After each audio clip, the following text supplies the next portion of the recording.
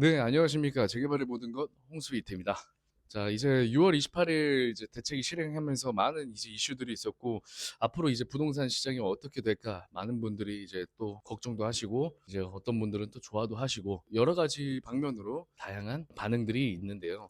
첫 번째로 먼저 말씀드릴 건 부동산 가격은 이제는 폭등을 하게 될 것이고, 현금이 있으신 분들만 이 부동산 쇼핑을 시작하게 됩니다. 자, 그렇게 되면 영끌하셨던 분들, 그리고 현금 자산이 많이 없으신 분들은, 이런 분들은 이제는 앞으로 이제 서울의 부동산 사기도 쉽지 않아진다라고 말씀을 드리고 싶습니다. 제가 2년 전, 3년 전부터 계속해서 말씀을 드렸습니다. 그 전에 이제 물건을 등기를 치시고 서울의 재개발 물건이라도 하나씩 구매를 하셨던 분들이라고 하면 사실 괜찮습니다. 근데 아직까지도 계속 간만 보고 선택을 하지 못하고 여기저기 알아만 보고 결정을 못 하셨던 분들은 결국에는 진입 장벽이 높아져 버리면서 이제는 들어갈 수 있는 구멍조차 없어지게 됐습니다. 항상 말씀드리지만 이 부동산은 기회고 타이밍입니다. 그리고 도전 정신이 있어야 됩니다. 이런 배팅이나 아니면 이런 도전 정신 자체가 없으면 이 부동산은 투자하는 것 자체가 쉽지 않습니다. 자, 그래서 지금 그럼 이런 상황에선 좀 어떻게 해야 되냐? 어쨌건 이런 정책들이 나왔을 때는 지금 일시적으로 한 번에 좀 너무 많은 정책들을 때려 박은 듯한 느낌이에요. 그러다 보니까 이런 정책들이 한 번에 이렇게 진행이 됐을 때는 탈이 날 가능성이 높죠. 과부하가 올 가능성이 높습니다. 그리고 다량의 민원 소지도 발생할 그런 염려도 있고요.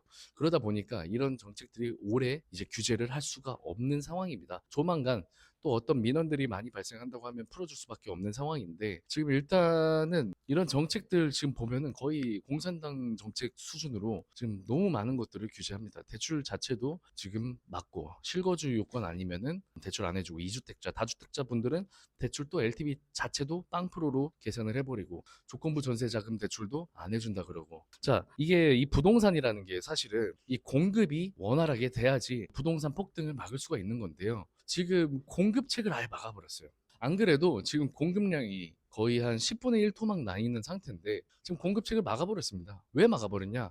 이 조건부 전세자금 대출 그리고 이제 대출 자체를 지금 옥죄고 있는데 이렇게 되면요. 시행사, 시공사들이 사업을 할 때 현금으로만 하지 않지 않습니까? 안 그래도 대출을 받아서 진행하는 시행사, 시공사들인데 이런 사람들이 대출을 받지 못하고 현금으로 사업을 하라고 하면 더 이상의 공급은 없는 겁니다. 자, 그렇게 되면 어떻게 진행이 될까요? 어쨌건 이 부동산 대출 자체가 안 되다 보니까 공급량은 줄어들지. 그리고 이 서울에 이미 한정되어 있는 이 주택에서 사람들은 매매를 하려고 하니까 매매도 또 대출이 안 나와요. 보통 다주택자분들은 전부 다 투자고 갭 투자하신데 그런 분들이 대출이 안 나오고 조건부까지 막아버리니까 매매를 못하고 전세 시장으로 몰리게 되겠죠. 그럼 전세 시장으로 몰리게 되면 하나둘씩 이제 전세가가 폭등하기 시작할 거고 전세가가 폭등하기 시작하니까 매매가랑 금액 차이가 얼마 안 나서 결국에는 또 매매 시장으로 옮기게 될 겁니다.